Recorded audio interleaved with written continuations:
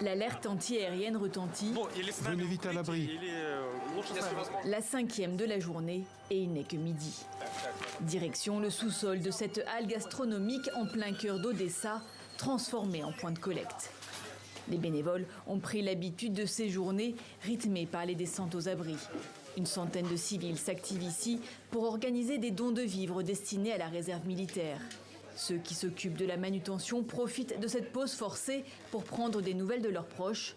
Ceux qui s'occupent de l'organisation continuent de travailler comme si de rien n'était.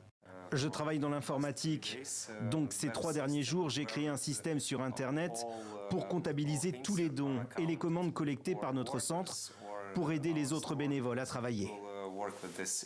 En temps de paix, ces jeunes actifs venaient prendre un verre ici après leur journée de travail.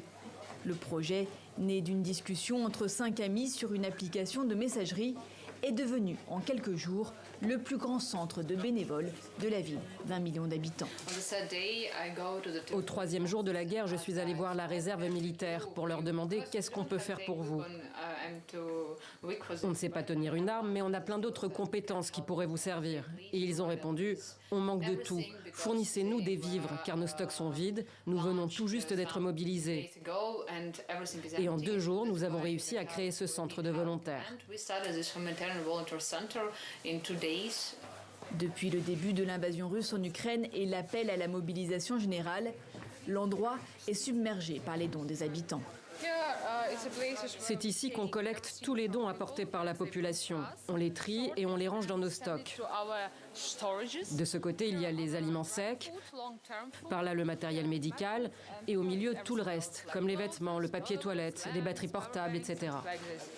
Le Odessa Food Market est devenu une véritable fourmilière, où chacun participe comme il peut à l'effort de guerre pour freiner l'avancée des troupes russes.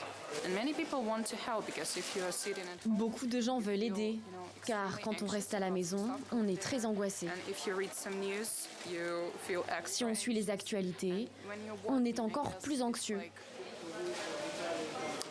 Quand on travaille, ça aide vraiment, car on sent qu'on fait partie de quelque chose de grand. Et l'idée d'être utile pour ceux qui nous protègent, c'est un vrai soulagement.